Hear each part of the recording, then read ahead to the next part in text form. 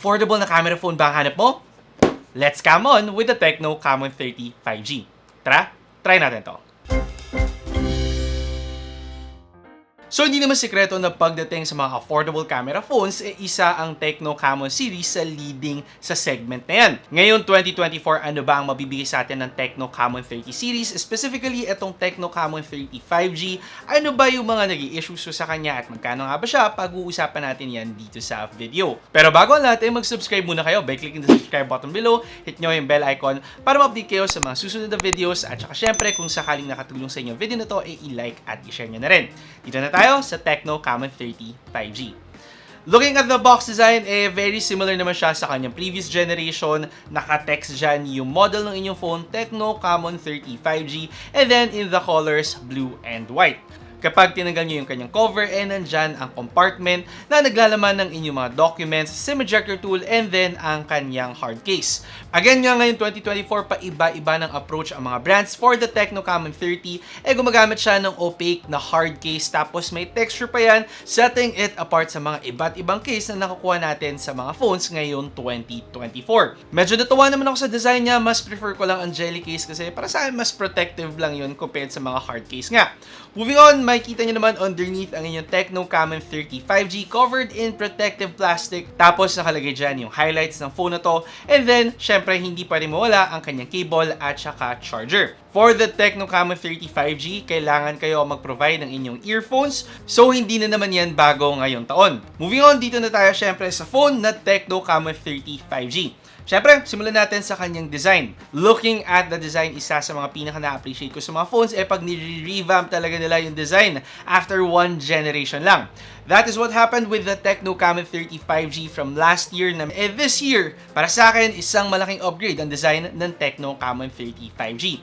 Makita nyo pa lang sa kanyang camera, very premium yung itsura niya. Even yung rim niya, textured na to imitate talaga na camera yung ginagamit mo. Dito sa mismong back design niya, matte yung finish niyan na medyo powdery smooth lang talaga. Nakakatuwa actually yung feel niya, and yung mismong pattern ng back design niya in-imitate niya yung marble in different shades of white and gray, making it even more classy.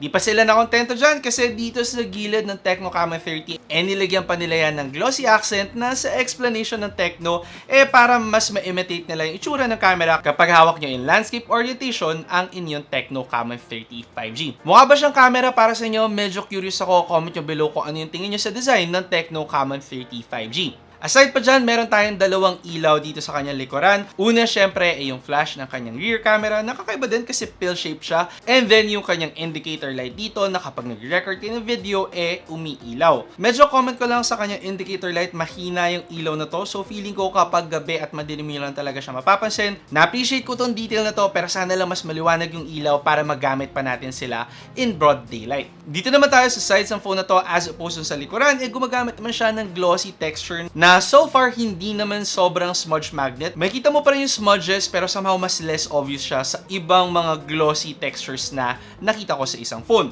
Dito sa right side niya, ang kanyang lock button, ang kanyang volume buttons. Nasa taas, speaker grills. Nasa left side, ang kanyang SIM card tray. Nasa baba, another set of speaker grills, ang kanyang USB Type-C port, at yun na lang.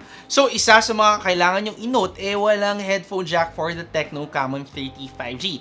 Isa sa mga para sa akin disappointment sa phone na to dahil karamihan pa actually ng phone na under 15,000 pesos nakakapag-offer ng headphone jack. Sa kanyang form factor naman, if nakahawak kayo ng Tecno Camon 20 Pro 5G, very similar actually yung dimensions nila. Dito sa backside mo, tsaka sa front mo, very flat yan. Tapos dito sa edges ng iyong phone, flat din yan. Ang curves mo, nandito lang sa kanyang mga corners. So in terms of phone shape, very similar siya sa mga phone na na-release ngayon 2024. Ang phone na to may IP54 rating, something na hindi normal sa mga phones under 15,000 pesos. Tapos, meron pa siyang wet hand touch feature para talaga ma-maximize nyo yung pagkakaroon niya ng IP54 rating. Talking about the screen, masabi kong saksakan din yung quality ng screen ng phone na to with a big display. Tapos, meron pa siyang 120Hz na refresh rate, FHD Plus AMOLED pa yung ginagamit niya, nakakakuha ka ng isang very premium display.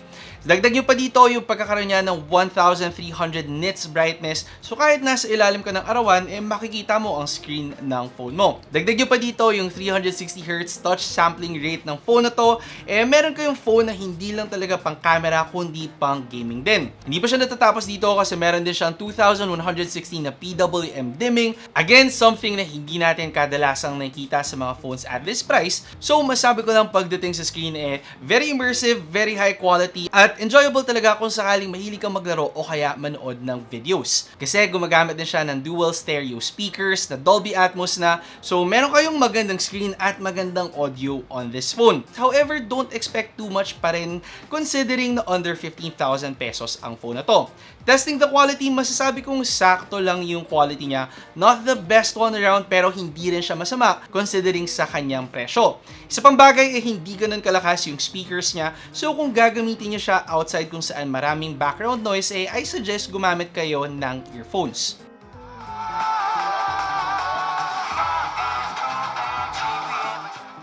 Kung mahilig kayo manood ng videos or mag-consume ng social media non-stop, meron siyang 5,000 mAh battery, and upon testing, masasabi kong above average ang battery performance ng phone na to. Nakuha tayo ng 15 hours and 31 minutes mula sa ating PC Work battery test, and playing Mobile Legends for around 2 hours, na-drain ang battery natin from 100% down to 70% lamang. And compared to other phones, bumababa sila actually around 60% pa kapag naglaro ka ng 2 hours max setting sa Mobile Legends. If ever naman na maubusan ka ng battery, with a 70-watt ultra charge, kaya mo ma-charge ang iyong Tecno Camon 30 5G from 0 to 100 in just 1 hour. So kung nagmamadali ka or lagi kang on the go, hindi rin gaanong concern sa'yo ang battery performance at charging performance ng Tecno Camon 30 5G. Ngayon, doon naman tayo sa main selling point talaga ng Tecno Camon series na mga phone, which is yung kanilang camera performance. For the Tecno Camon 30 5G, gumagamit siya ng 50 megapixel main camera, meron siya 2 megapixel depth sensor, tapos isang AI camera dito sa likuran. Para naman sa harapan, meron kang isang napakatinding 50 megapixel front-facing camera. Nasa megapixel count pa lang, ito may pinakamataas na selfie camera for phones under 15,000 pesos. Yung main camera niya gumagamit ng Samsung sensor, and upon testing, masasabi ko lang na deserve naman talaga ng Tecno Camon series yung hype nila when it comes to camera performance. Definitely one of the best cameras around dahil kung titingnan nyo yung detail, color, yung contrast, talaga nga namang mabibilib kayo sa phone na to at di kayo maniniwalang under 15,000 pesos lamang siya. Dagdag nyo pa dyan yung kanyang dynamic range na most likely dahil sa post-processing pero impressive pa din, napakaganda dahil hindi ko gaano na-encounter ang pag-overexpose or underexpose ng mga photos ko, something na hindi mo gaano na-encounter for phones at this price point. Isang bagay lang na na-notice ko, medyo may pagka-saturated yung mga photos natin. Tapos may tendency na mag-darken siya or tumaas yung contrast niya. So, adjust tayo konti ng brightness, especially if against the light nga tayo. Once na-adjust nyo yan, for sure, magkakakuha kayo ng magandang outputs on this phone. Kaso nga lang, for the Tecno Camon 30 5G, wala siyang na-offer na ultra-wide lens na baka maging deal breaker para sa karamihan. Pero kung papansinin nyo kasi yung main camera niya, talaga nga namang napaka-wide angle niya lang na hindi ko actually hahanapin gaano ang ultra-wide lens. This coming from someone na lagi ako naghahanap ng ultra-wide lens, para sa akin enough naman yung nakaka-capture ng kanyang main camera. Isa pa nakakabilib kapag nag-zoom in kayo sa photos nyo, wala gaanong decline in quality, color, at saka output ang Tecno Camon 30 5G. Again, something na hindi ko ganong na-encounter dahil kadalasan nagkakaroon talaga tayo ng compromise on these aspects. If sakaling gagamitin nyo naman siya sa gabi, masabi ko lang nagustuhan ko rin ang kanyang camera performance. Automated na yung night mode niya, so hindi mo kailangan mag-switch every time, and talagang maganda yung mga photos na nakuha ko. Not too saturated, maganda pa rin yung skin tone ng mga tao, at saka hindi gaano nagke-create ng grain or nag-over-sharpen yung mga photos na kinukuha niya. Yung mga bagay na, ganyan, ito yung compromise sa mga phones under 15,000 pesos. Even with the selfie camera, sabi ko lang nakaka-blooming talaga yung kanyang camera performance, at maganda lang yung pag-smoothen out niya ng face mo, saan ikaw lang yung nagiging blooming at hindi naman nadadama yung background mo, so mukhang natural pa rin talaga yung photos na tinitake mo. Maganda din yung pagkuha niya ng skin tone kasi kahit nandun ka sa mga medyo bright na areas or dark areas, more natural pa rin yung balat mo at hindi siya nagmumukhang filtered. If mahilig ka mag-take ng video, hindi rin siya nagpahuli dyan. Kasi kung makikita nyo kung gaano ka-stable ang kanyang videos, mabibilib kayo sa Tecno Camon 30 5G.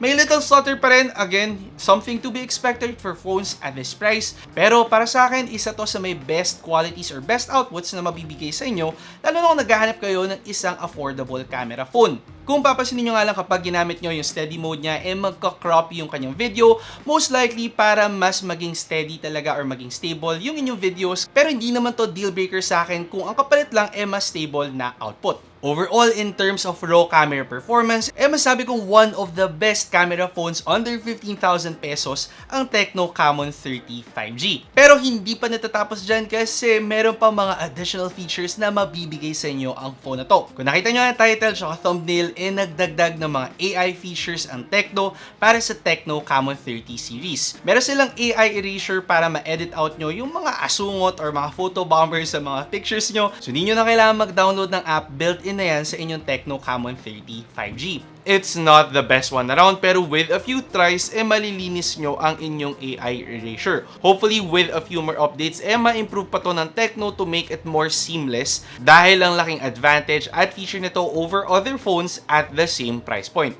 Isa pa yung AIGC portrait na nauso ngayon sa social media kung sakaling gusto nyo kumuha ng mga graphically designed photo nyo na hindi kayo nag-hire or hindi kayo pupunta sa kung saan saang website, meron na yun built-in dito sa inyong Tecno Camon 30 5G. Dagdag pa niyan para ma-improve ang camera nyo, meron din siyang AI focus para mas gumanda yung pag-take nyo ng mga videos. Kaya kung mapapansin nyo, maganda yung bokeh at saka focus ng ating mga video na hindi nyo kadalasan makuha sa mga phones at this price. Madalas kasi, very flat lang talaga yung mga photos, pero for the Tecno Camon 30 5G, sabi ko nga, nakakatuwa lang talaga yung kanyang output. Overall camera performance in terms of hardware and software, definitely fully equipped ang phone na to para sa mga mahilig lang mag-take ng photos with their phone, videos, or kasakaling gusto nyo ng content creation, or gusto nyo lang talaga ng overall magandang camera phone under 15,000 pesos. Speaking of content creation, if gusto nyo talagang ma-maximize ang inyong Tecno Camon 30 5G, I suggest kumuha kayo ng mobile phone gimbal tulad ng DJI Osmo Mobile SE. Fortunately, with the help of Tecno and DJI's collaboration, we got to try this phone on the DJI Osmo Mobile SE. Mas magiging smoother yung pagpanyo sa inyong mga video using yung kanyang 3-axis stabilization. Mas maganda din yung tracking niya dahil meron siyang Active Track 5.0.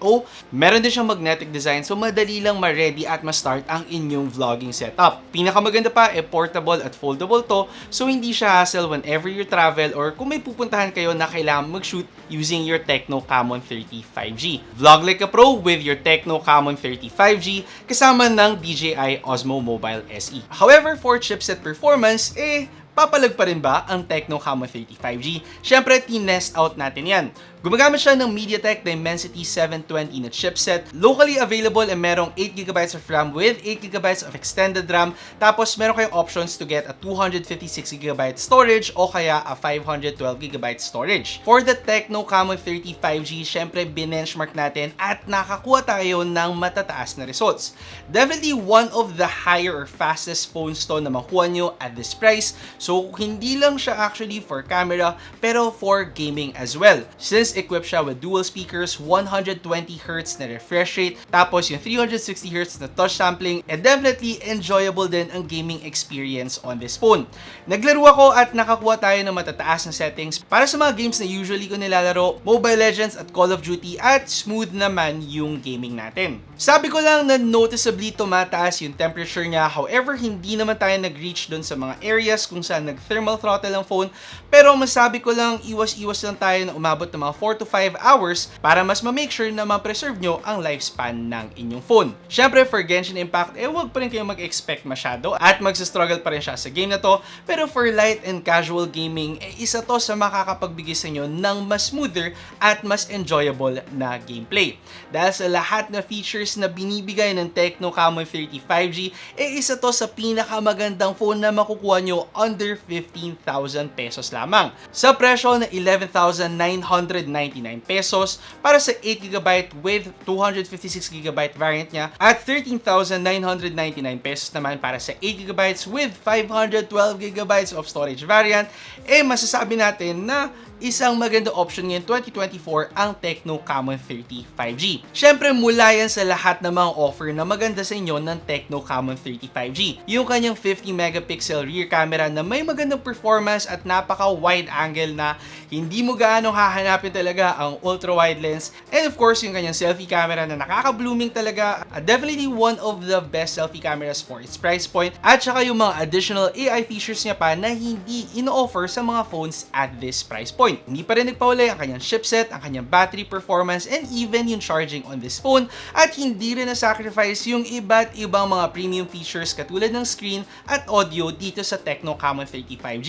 Meron lang ako mga onting concerns katulad ng kanyang headphone jack at ultra-wide lens na kung hindi naman concern sa inyo, for sure panalo talaga ang Tecno Camon 30 5G para sa inyo. Kaya nga kung sakali naghanap kayo ng isang affordable na budget phone ngayon 2024, masasabi ko definitely check out the Tecno Camon 30 5G. Napabilib talaga ako sa ginawa ng Tecno pagdating sa phone na to. Hopefully nakatulong sa inyo ang video na to para malaman kung ito na nga ba ang phone na dapat niyong kunin. Again, kung hindi pa kayo nakasubscribe dito sa channel, syempre mag-subscribe by clicking the subscribe button below. Hit nyo yung bell icon para ma-update kayo sa mga susunod na videos. Ako si Alvin, ang inyong tech guy. See you next time. Ingat! Nagustuhan nyo ba ang video ko? I-check out nyo ang aking channel for more phone, gadget, and laptop reviews. Tapos, meron pa akong tech tips and guides. Mag-subscribe by clicking the subscribe button below at i-hit nyo na rin ang bell icon para sa mga susunod ko pang videos.